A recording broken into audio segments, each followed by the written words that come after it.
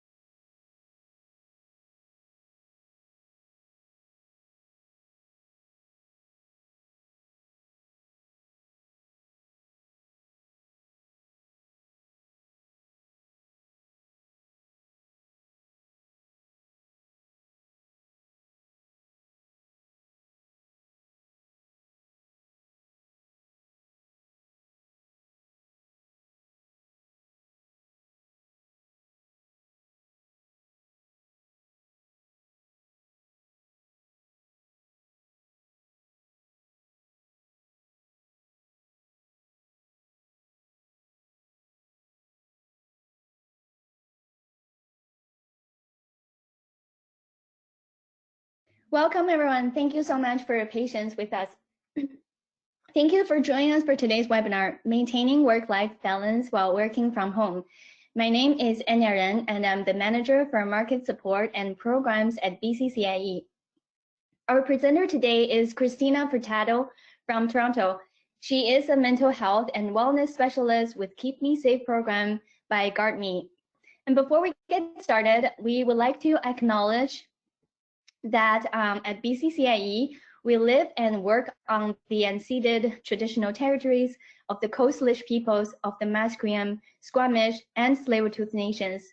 We acknowledge the land we're meeting on is the traditional territory of many nations, including the Mississaugas of the Credit, the Anishinaabe, the Chippewa, the Haudenosaunee, and the Wendat peoples, and is now home to many diverse First Nations, Inuit, and Métis peoples. We also acknowledge that Toronto is covered by Treaty 13 with the Mississaugas of the Credit. Some housekeeping information for you. We will be having a Q&A session at the end, but throughout the presentation, if you have any questions, please type them into the question box in your GoToWebinar control panel, and I will bring them up throughout the webinar and during the Q&A session at the end. As you can see, there's a little visual to help you find where the question and chat box are. But if you want to ask, excuse me, but if you want to ask questions live during the actual presentation, please raise your hand to request for the mic. The presentation and handouts can be downloaded from the control panel. You should be able to see that there are two handouts for you. And we'll be sharing the recording on our website after the presentation. Please also use the question chat box to request technical assistance if you need any. A quick info about our audience today. We have over 100 people registered as of yesterday from both the private and public post-secondary institutions, and a few colleagues from the language sector and different education association services from BC and out of province. Welcome, everyone. Now, without further ado, I will turn the time over to Christina. Christina, thank you so much again for joining us from Toronto. Hello, everyone. Welcome to my home, and thank you for allowing me into yours. So today is going to be a day filled with us discussing various strategies and tips, not only for our own mental wellness support, but when we are mentally well, we have the better ability to support others. And more importantly, given the demographics of our audience today, it is students that have been quite disrupted during the COVID-19 situation, and anxieties have sort of raised and have escalated to points where they are coming to you with questions that you don't necessarily know how to answer. So we'll sort of look at that and sort of tackle it as we go. So without further ado, we'll get into the slides. So when we are looking at how best to support our students, and we need to really look at what our own mental well-being is with regards to just our own continuum. And it is the case that just like physical health changes and sort of falls along a continuum based on experiences, based on, environmental factors and all these other variables, our mental wellness is also something that can be fluctuating depending on what we call the activating event. So I have a little image in your screen that really highlights what that spectrum or what that continuum may look like. And you've got the dark green, which is excelling, the light green, which is really where we all tend to hover within.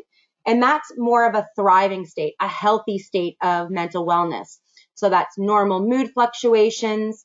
It's in control of, your mental stability, few sleep disturbances. We sort of take things in stride and we don't let things bother us as much. And though it may also be that we have established coping mechanisms to help us manage those fluctuations and changes. We then have yellow, orange, and red, which symbolizes in crisis.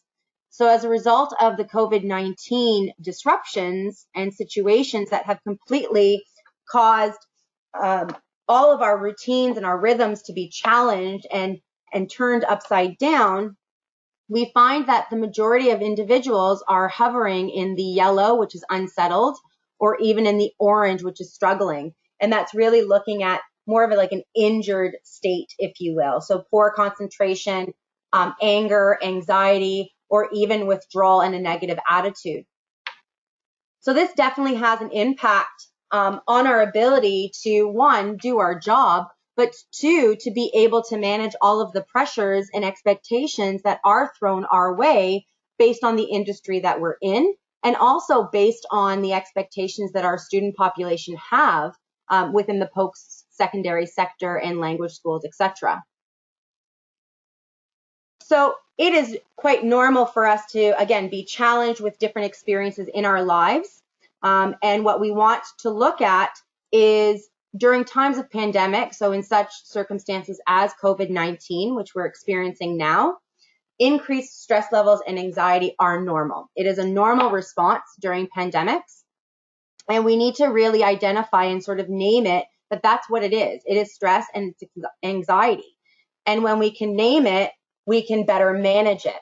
If we're not able to acknowledge how this is impacting us, then we really don't have the ability to be empathetic as to how it's impacting everyone else around us, whether it be family members that are under the same household as we are, and they've had their own disruptions in what has been familiar, so sort of their routine, but more importantly with regards to the expectations of our students.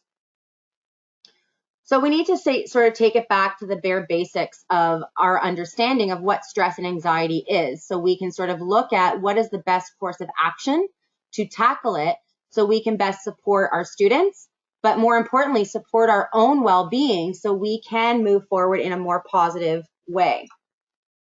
So stress is a person's total response to environmental demands or pressures that disrupts one's equilibrium. So we'll say one's balance.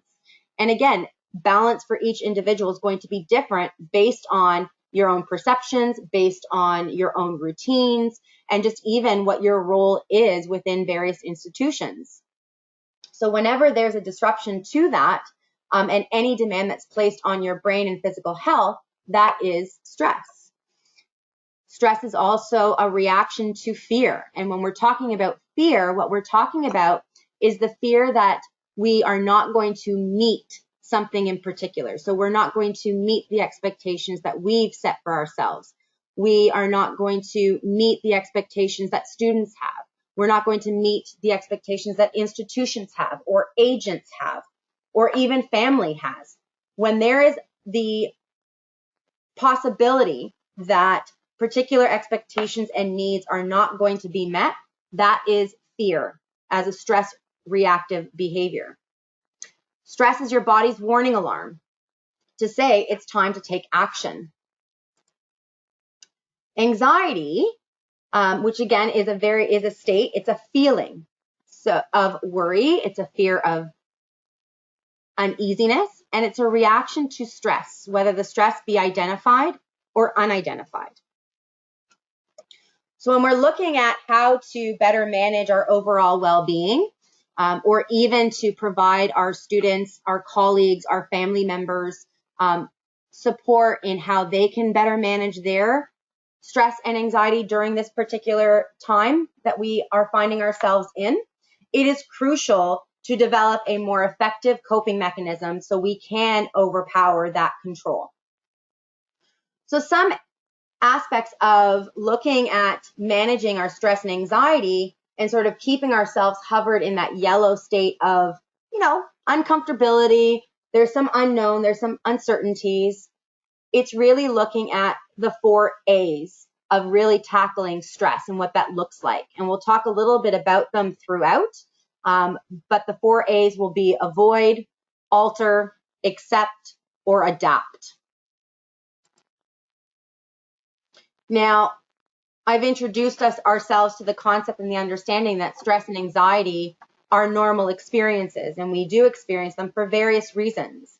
And when we do find ourselves sitting in feelings and experiencing feelings such as anger, sadness, feeling overwhelmed, we try to identify various coping strategies in order for us to be successful. Now, it is not all coping mechanisms that are effective, and though they're in our toolbox. So what I'm introducing to you here on the screen is your automatic pilot.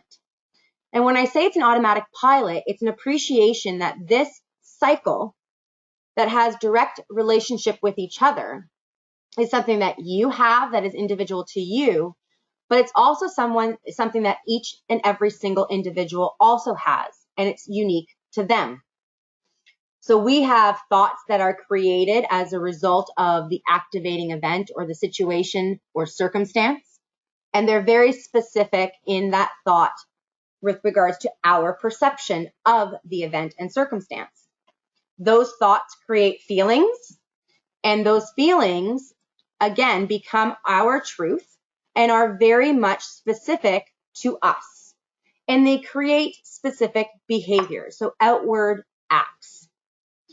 During times of pandemic and during times of crisis, because things are based on uncertainties, and there's a lot of variables that are out of our control, not only to manipulate, but to understand, what ends up happening in that automatic pilot is we become reactive versus responsive. And it's that reactive behavior that reinforces that thought of panic, that thought of fear, that thought of worry. Fear, stress, has a purpose. So once we've accepted and recognize it as stress and recognize what the fear actually is, we're better able to protect ourselves against that possible loss. So we all are going to need reassurance. We all need advice, and we all needed that sympathetic ear during this difficult time. Anxiety can be very unpleasant during pandemics and can actually be debilitating and contagious.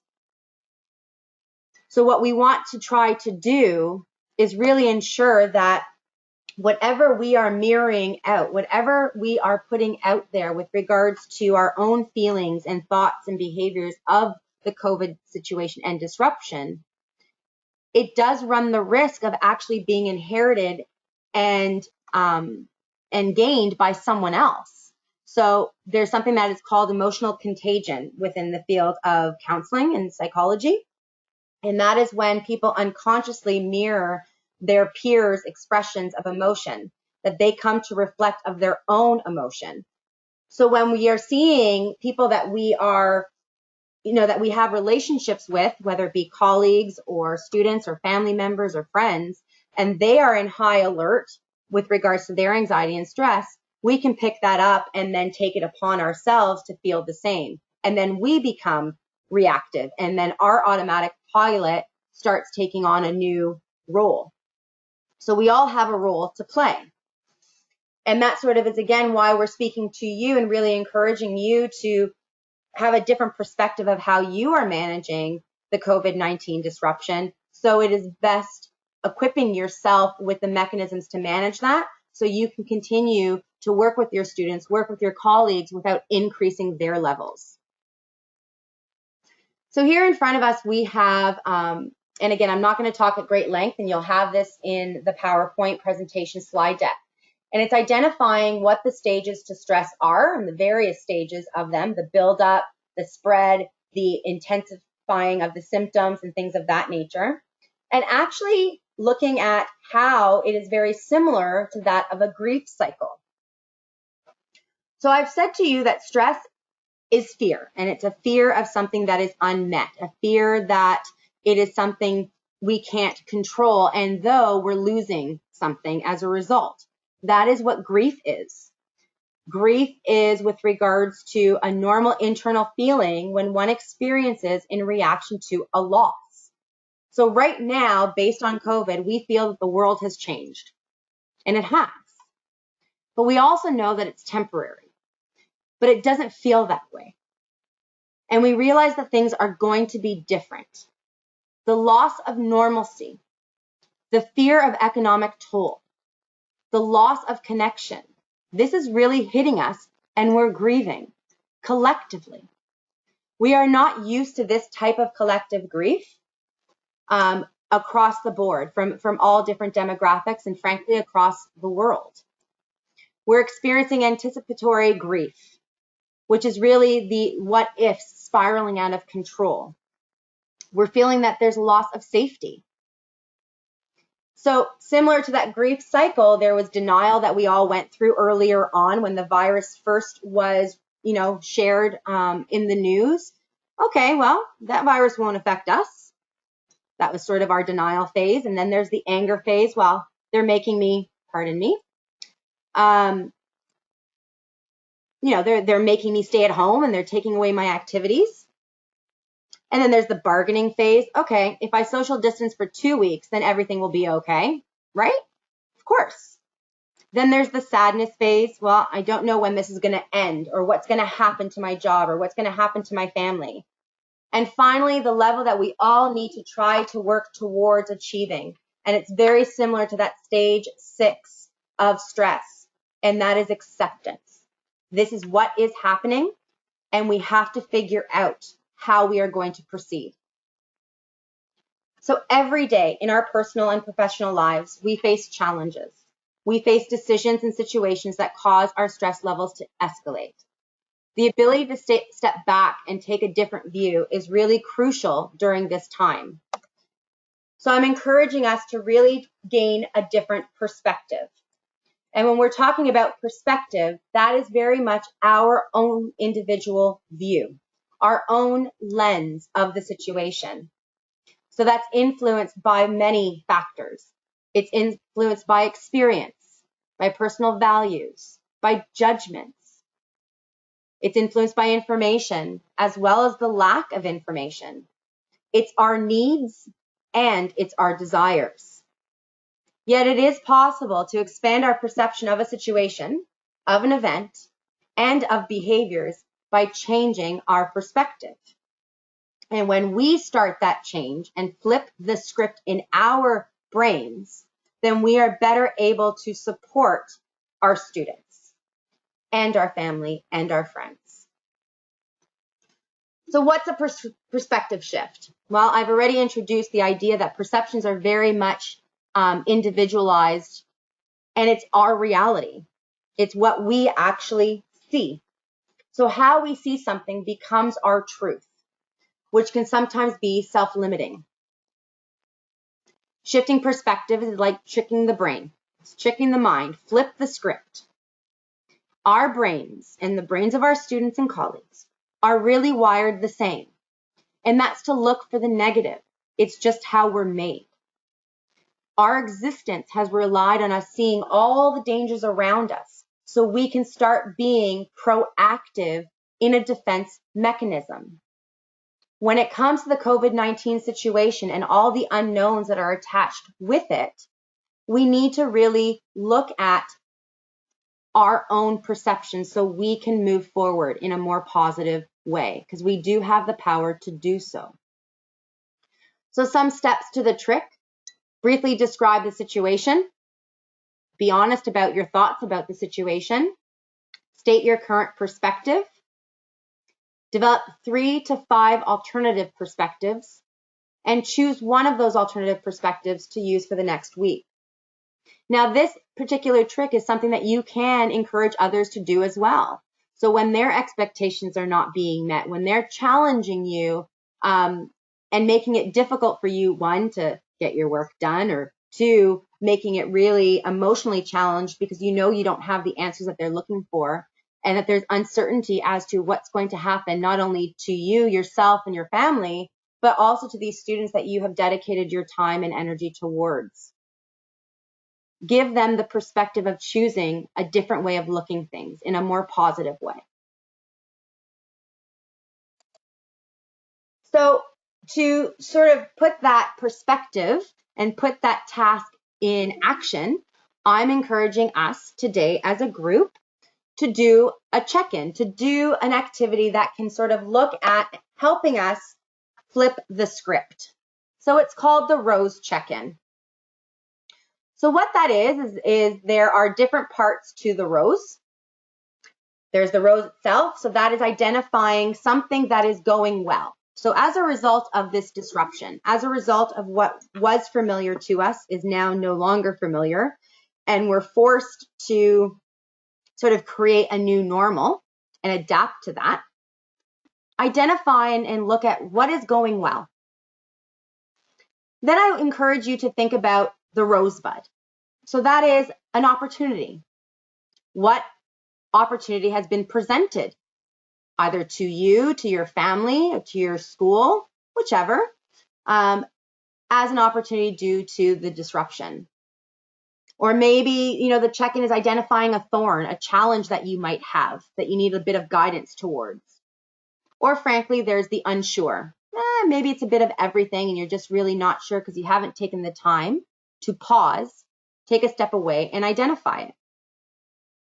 So what I'd like to do is encourage individuals in the room to share what their ROS check-in might reveal.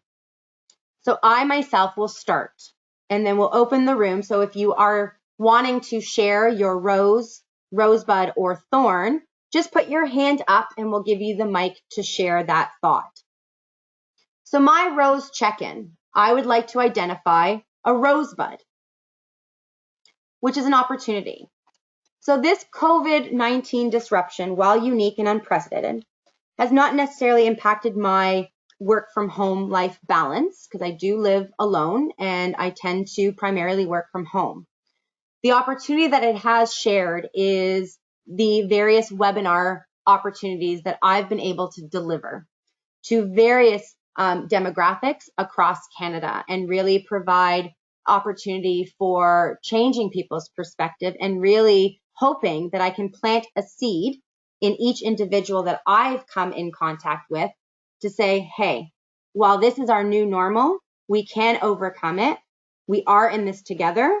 We may improvise, we can adapt, and we can overcome. So that is my rosebud.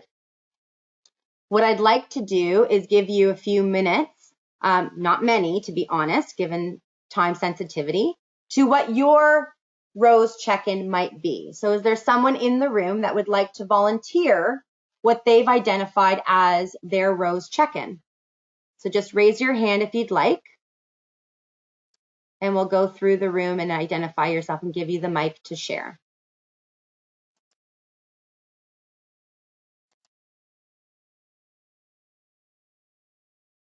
Anya, do you want to share your ROS check-in with the group? Yeah, absolutely. So something going well with me. I think I'm now struggling with a life-work balance as well. So because I on a daily life I try to pay more attention, physically, mentally, and emotionally. So that has been going well. It didn't the COVID-19 did not impact me that much. And the rosebud and opportunity, I think I really appreciate because the COVID-19 we're all practicing social distancing, physical distancing.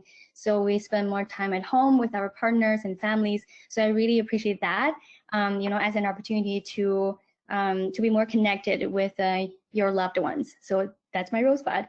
And for thorn, a challenge, I think to me, I am very active and I like going to the gym, attending group classes. But now it has been a challenge, but also I think I identified that I can join a virtual dance party or a virtual, gym classes, just like you are. You're being with a group of students or friends in the gym. Yeah, that's my thorn. Awesome. Yeah. That's great. Thank you for sharing. Now, Right. is there anyone else in the room before I move on that would like to share their ROS check-in with the group?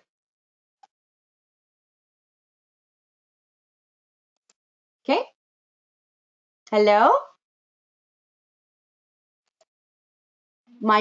Maria? Did I say your name right? So you have mic privileges if you want to share your rosebud. Hello?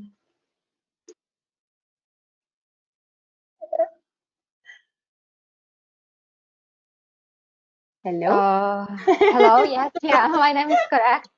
Yeah, I believe same opportunity for me, like I can spend more time with my family, with my daughter, so it will be my rose.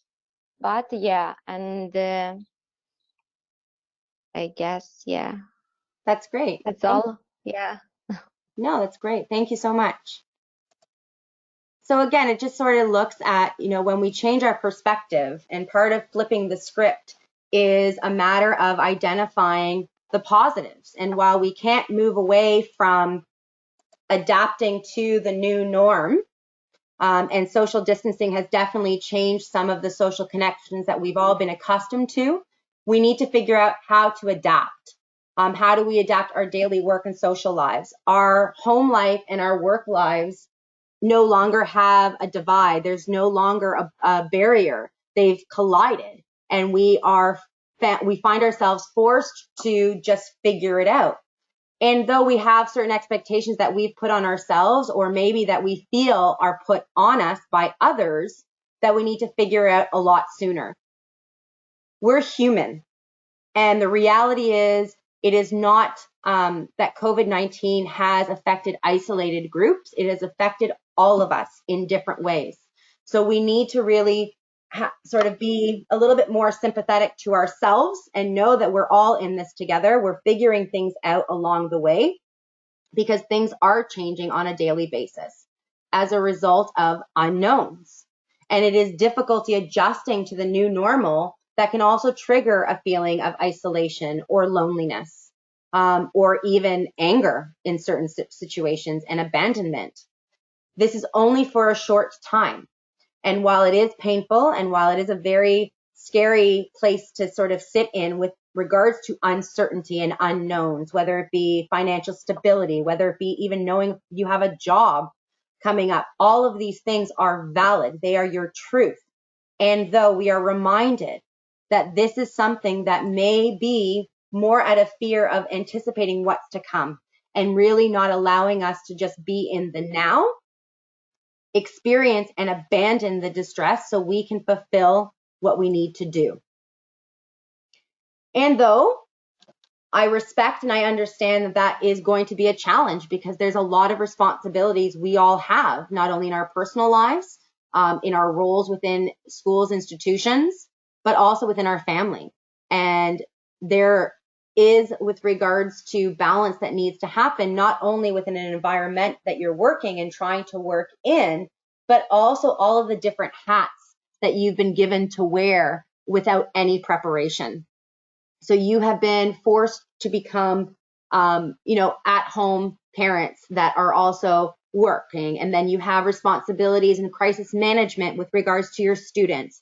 Then you're missing the social aspect with regards to your colleagues. There's so many different variables that you are familiar with that were part of your routine, part of your rhythm that gave you some satisfaction that frankly are being challenged right now. And that to me is another opportunity. It's an opportunity to look at what's worked, what hasn't worked, what needs to change in order for you to feel that you are managing, and really communicating to others as to what you expect of them and what you expect of your relationships. And when we're talking about relationships, I'm talking about any interpersonal interaction that you have, whether it be with family, friends, colleagues, students, homestay families, agents. It's the relationship of that dynamic that you need to restructure and reevaluate. When working at maintaining work-life home balance, here's just a few tips. Again, just mindful of time. Some of the areas that I want to really highlight for you in order to better manage that balance and that collide. If you do have the ability to have a dedicated workspace within your residence, please do so and encourage others to do so. It's always sort of believed that a chaotic home can lead to a chaotic mind. When things are not organized within a particular structure, we as humans find it very overwhelming. It's inherited that we strive in structure, we strive in routine, regardless of how old we are. I also encourage you to, if your role and your job required you to actually physically go into a different area, or you traveled, for example, and for myself, when I do in-person meetings, I'm dressed a different way. I have makeup on, my hair is done. I suggest, and something that is encouraged, is try to follow that particular routine of self-care and grooming, and similar to what you would if you were to leave your home. Plan out what you're going to be working on ahead. The other key thing that I want to highlight on this screen is communicate expectations with anyone who will be in the home with you.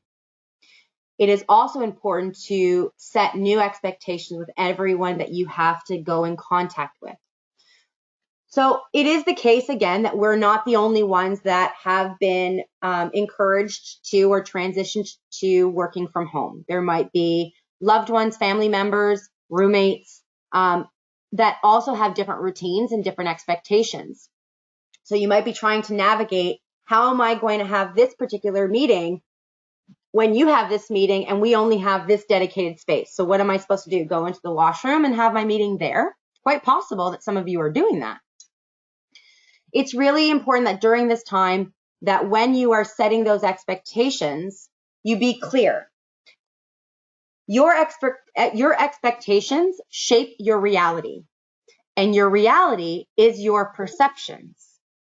So when you do not have a clear structure of routine in your home right now, as it stands with everything sort of disrupted, and you haven't been able to sort of put together a structure of routine for everyone that is in the household, that is also increasing to the anxiety levels and stress levels, being overwhelmed. And because our students and our families also don't have and have lost what they are familiar as structure and routine, they're going through that same feeling, but they're expecting you to fix it. So when it comes to setting new expectations, be clear.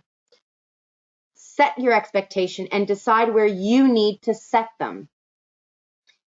It can be difficult to let go of the idea that expecting something to happen will make it happen.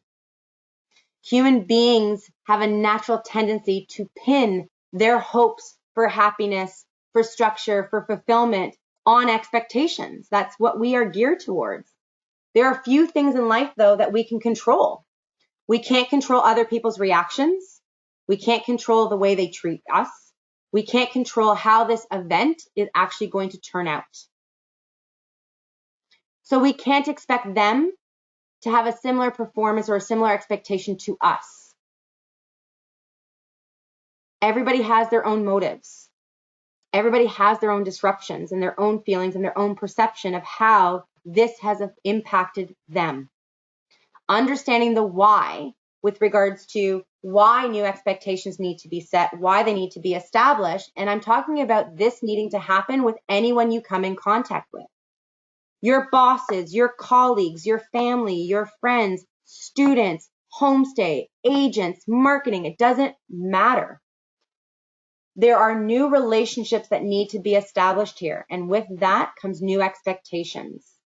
But you also need to collaborate on what those expectations are, because we need to identify that everyone has a different routine, a different rhythm, different workloads, and everyone's experienced the impact on this current situation in a very different way. We need to help people understand the bigger picture and that you can gain support from them, but ultimately that they can gain support from you. Like the lack of clearly understood expectations being a contributing factor to a lot of strife and sort of conflict in different relationship dynamics, the cause of conflicts, even the beginning of poor organizational, I've been talking a lot, my apologies for tongue twisting, performance, lack of boundaries or not maintaining healthy boundaries can also contribute to negative impacted relationships. So when we're dealing with helping support our students or helping support homestay families and all of that type of dynamic, I think it's really important to help guide them through the understanding of what boundaries are and what they look like.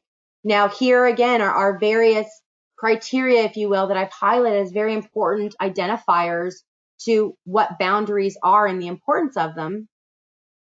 If I was to look at this list and really highlight one particular one that I would like to put great value on, it is that last one. Clearly defined limits. So clearly defined limits. So you are free to be yourself. So you are free to embrace the disruption that has been caused in your life and put together a plan of action moving forward with no restrictions placed by anybody else on how to act, how to feel, or how to think during this disruption. You are an individual just as they are. You need to take care of you to take care of them. Now, it's not to say, that there may be situations based on disruptions that, again, are the unknown, out of our control, and to overcome some of the hesitations that may exist with regards to potential career changes or job security impact or even financial impact. We need to appreciate and accept that, yes, being afraid is natural. Being afraid to the change that potentially can be coming our way is natural. We have all been impacted to where we are going from familiar to unfamiliar.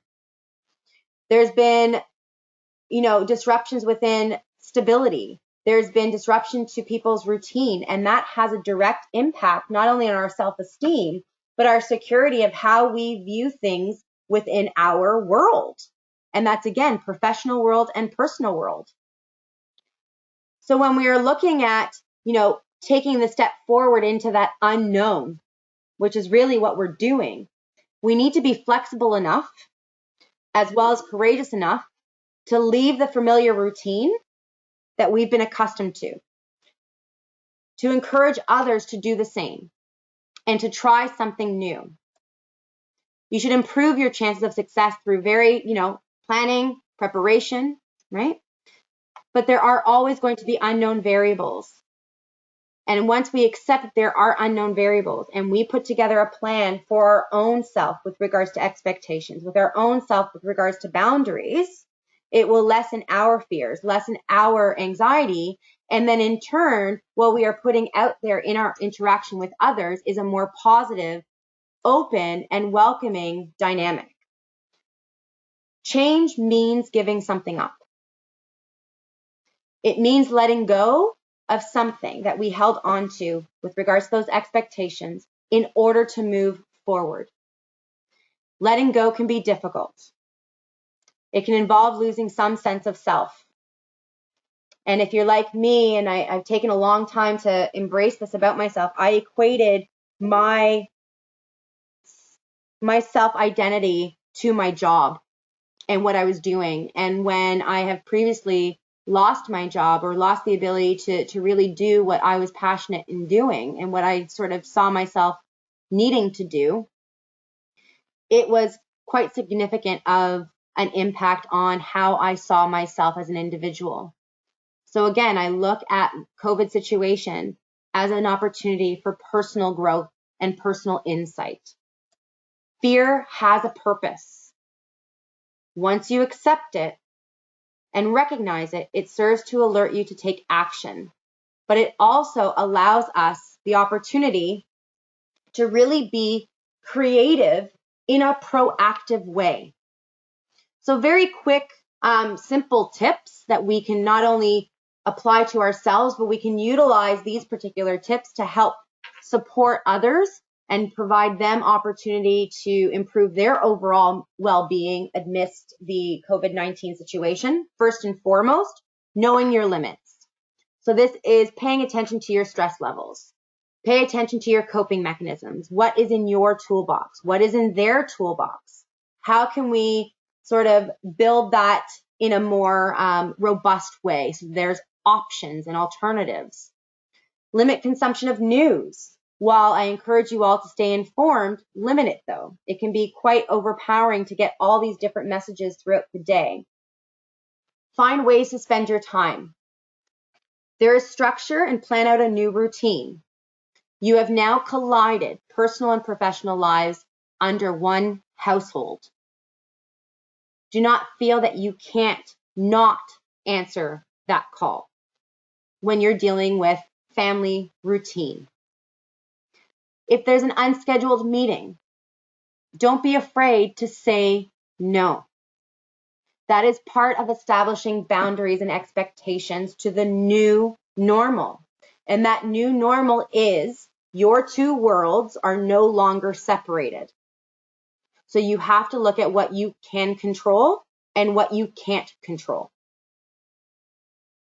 Take breaks, take care of your body, keep your mind stimulated and engaged, and then practice intentional self-care. And when we talk about intentional self-care, this is really, again, scheduling and structuring in routine opportunities to where you can relax and be creative while taking care of your body and mind.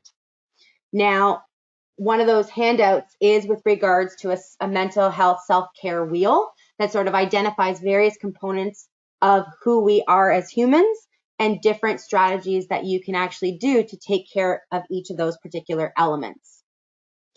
Connect with others. And while social Isolation has its own risks with regards to just how we interact with colleagues or social circles that we no longer have the ability to have face to face. It doesn't mean that there isn't a way that we can still share our concerns, how we're feeling, have that social interaction through different means.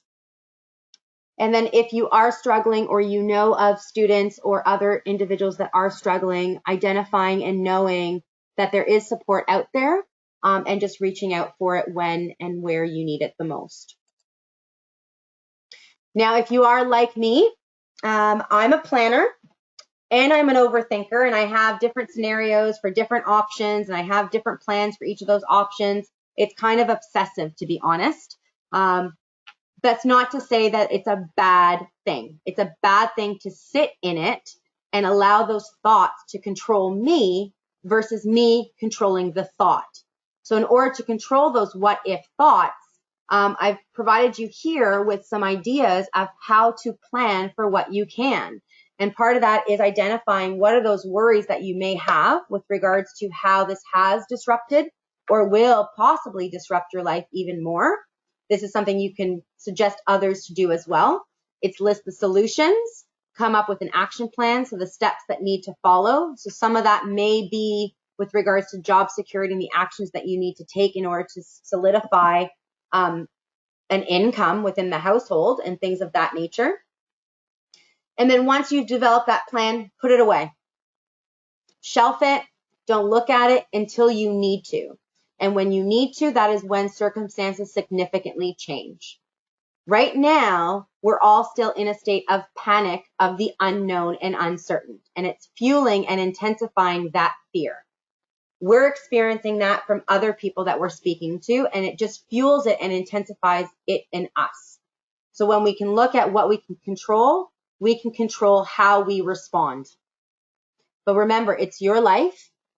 You are in complete control, and it's within your power to change it. So if you're afraid of what might be happening or might potentially happen with regards to downsizing, take control and act. Be proactive instead of reactive.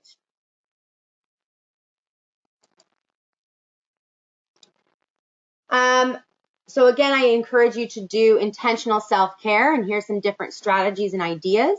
And I want you to also sort of have, again, that first highlighted point here, be kind to yourself. Go easy on yourself in everything that you are faced with right now that's on your plate, with the different hats and the different expectations and responsibilities that you have, not only as a human being, as a family, as a community member, or even as a representative of a particular school and institution. Know that this is something we are all going through. You're not alone in your struggles, and it's just a matter of let's look at what we can control and change our perspective of what we are being faced with. I've encouraged you to stay with regards to what's going on in the news, but I encourage you to stick to trustworthy and accurate information. So here are a few websites that will have information that is more accurate and recent to the actual COVID-19 virus situation. And then other resources available for mental health and well-being support. There are local hotlines and distress lines. I've included here 3 different free apps that are all with regards to mental health or anxiety tips and strategies. They are free. The one out of the 3 that I could and would definitely endorse is SAM. I think that's a great resource and very easy and effective tips. I've included a link here to the body scan meditation that could be helpful in identifying how your body responds to normal stressors versus stressors that can be triggered due to crisis and pandemic. If you're concerned more of a physical well-being aspect of symptoms or others are, the COVID-19 BC support app and self-assessment tool is a great resource, as well as Maple has different assessment tools that you can use or others can use to identify whether or not you're showing the symptoms physically of COVID-19. Then we look at other programs that have more mental health support. So that is involving more of a clinical support access. So there's employee and family assistant programs. So it's important for you to check with your schools, your organizations to see if you have that in place. And then for individuals that have more of a direct relationship with students and concerned about how to support them and their mental well-being, the Keep Me Safe program by GuardMe is a integrated mental health and wellness support program with immediate access to counselors 24/7. Now, I've stated here that it's available for eligible students. And what this means is that if the school already had the Keep Me Safe program or the My SSP program, regardless of campuses being closed, students will still have access to this. If you are from a school where you are not sure, please do send an email to inquiries@keepmesafe.org to get more information on the Keep Me Safe program so you can have a dialogue with any of your decision makers with regards to this support for your students. Now, before I open up the floor to questions, and my apologies, I'm looking at the time, some changes needed during this unique time. And it's clear to us that collectively, the efforts of provinces, territories, education associations, institutions, as well as each of us individually, can really put Canada's educational system back on the path of moving forward and looking forward to new opportunities. And with this really is about a perspective shift. So I encourage us all to try that. And I've put here sort of my view of how I have looked at the current situation and my perspective shift of it. So please read through that. I want to thank you again for joining us today. And if you are interested in just maximizing the opportunity and supporting your students, Keep Me Safe by GuardMe is hosting a variety of different webinars on different topics. So do keep a lookout for those webinars. And I'd be happy to discuss any opportunities of facilitating customized presentations for yourself, your students, your homestay, whichever audience. It's a matter of really bridging the gap and ensuring that we are all working towards a more positive outlook on what the future brings. And for that, I will open the floor to any questions. Awesome. Thank you so much, Christina. I saw we have one attendee's hand up, Frida. Okay. Frida, you have your hands up. We're going to unmute you so you can ask your question.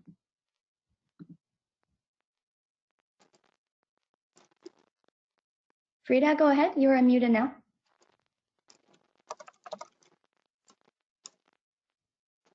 Hello, Frida.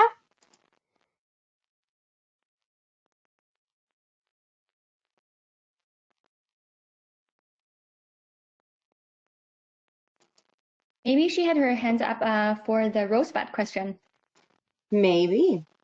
So Frida, you are unmuted. Maybe it was an accident. So are you able to?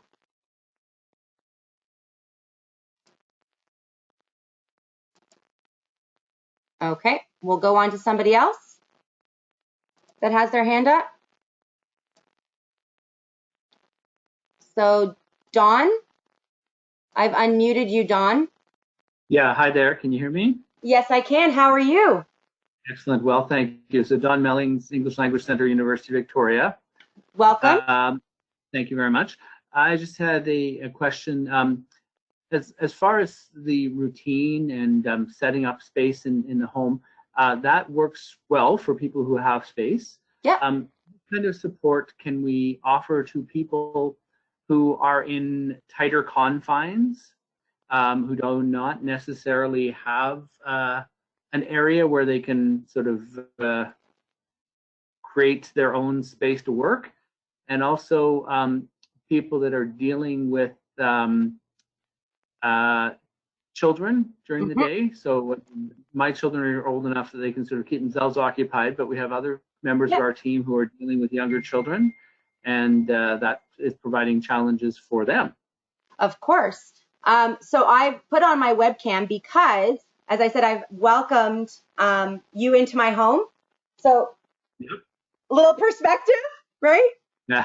It is a 1-bedroom apartment where the dining room and living room area is one. So when you talk about confined spaces, I totally see that and totally understand that.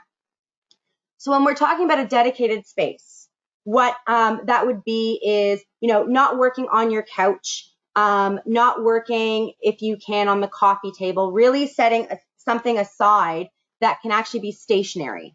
So when you're using your dining room table, for example, which a lot of people are currently, what they're doing is they're putting themselves up for the day, and then they're sort of tearing things down for dinner, and then they're putting things up again the next day. That is causing disruption.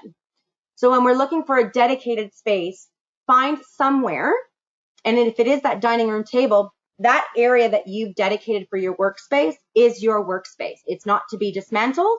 It's supposed to be sustained. Because it's about just, again, continuous and just having that place that okay, this is where I need to work. That's where my stuff is. And I don't have to spend time looking for where all my things are. Right. When we're looking at routine for individuals with younger children, and funny that you brought that up because my next stream for a general staff is about parenting at home during crisis. So it really looks at very specific tips on how to do that. And the younger children obviously are going to be more difficult to manage because they have no concept of time. And they want everything now, and they want to do fun stuff and watching and sitting in front of the TV, even though when they choose to, it's fun and they can do it for hours. When you tell them to, all of a sudden that is a skill they can't manage. So what you want to try to do is, in those cases, again, it's the flexibility and understanding that your role in that particular moment is parent. That's your primary role. So you're going to set and establish a routine that's going to build the family dynamic for success. So small increments of uninterrupted work time. Start off with 10 minutes and you give your child a task. So it's like, okay, this is mommy or daddy's homework that I need to get done. So this is what your homework is. I want you to draw me a picture, or I want you to do this puzzle, or whatever the case may be that is engaging. And you do it for 10 minutes today. If your child can do that for 10 minutes, great. Tomorrow you're going to bump it to 15. If they couldn't do it for 10 minutes, you're going to stay at the 10-minute interval until they can. And then slowly increment it to 5-minute intervals, and then take a break for lunch, take a break for a walk, take a break for going outside, and then you revisit another work period. Now your structure of your overall work day is obviously going to be a bit disheveled, and that is again where, when you're managing expectations, your first and primary goal is to manage the expectations of your household first, not your job responsibilities. That's secondary. And that is the hardest thing for people to adjust to because of fear. Well, if I don't dedicate myself to my work, what consequences is that going to then raise? And there's all of that. And that's just, again, that thought process that we get trapped in. The perspective is, when you have your calm household and that's in place, you have a better means of establishing a routine with your work expectations. Right. Okay. Yeah. So it's the mind shift. It's the complete and utter mind shift, 100%. You have to flip the script and realize that, again, we've got 5 different hats potentially that we're wearing. We're an employee, we're a partner potentially, we're a parent potentially, and we're a teacher now because we now have to teach our kids, or we're the daycare. There's all of these different hats. So because we've been in a position where both worlds have collided, we need to get our home life situated in a routine that is manageable, in a routine that fulfills everybody's needs. And then we can look at, okay, we've got that established. So now this window of time is mine to work. this window of time is yours to work if you have a partner. And it's really sharing that responsibility and setting expectations and boundaries. And I think there's a lot of fear too, because people are thinking this is my opportunity to keep myself on the island, so to speak. Because if I'm not seen to be pulling my weight, I'm the first one to be jettisoned. Yeah. And I appreciate that 100%. And that I'm not going to lie in giving you false impression that may not be a consideration. And I can't. That's just not who I am. I'm in a profession of transparency and honesty. And though that is, again, where if that is out of your control. So what you need to do is put yourself and build a foundation to where you can be successful in showing your value, in showing that you are, important to keep, that you are the person to keep, if that's something that the schools or institutions or associations need to consider. But you're not going to be that person if you're going to have a crying child in the background every 5 minutes, or, you are tired because you're working too late in order to get everything done. There's all of these pieces that if you are not healthy, and when we're talking about healthy, we're talking about physical health as well as mental health combined, then you're really no good to anybody, because it's going to at some point be a breaking point. Okay, thank you, Christina. Oh, you are so welcome. I wish you the best of luck. Great. Hi, Christina. We received a couple more questions. I think it's worth of sharing with the rest of the audience. If you're wondering if you can have a copy of the presentation from today, you can actually download it yourself from the under the handouts in the GoToWebinar control panel. So there are 2 PDF documents that you can download it, and Christina has been very generous letting us to share with students and coworkers. And also we will be uploading the recording from this session to our website. So make sure you check our BCCIE website to share the recording with your colleagues and students if there's a need.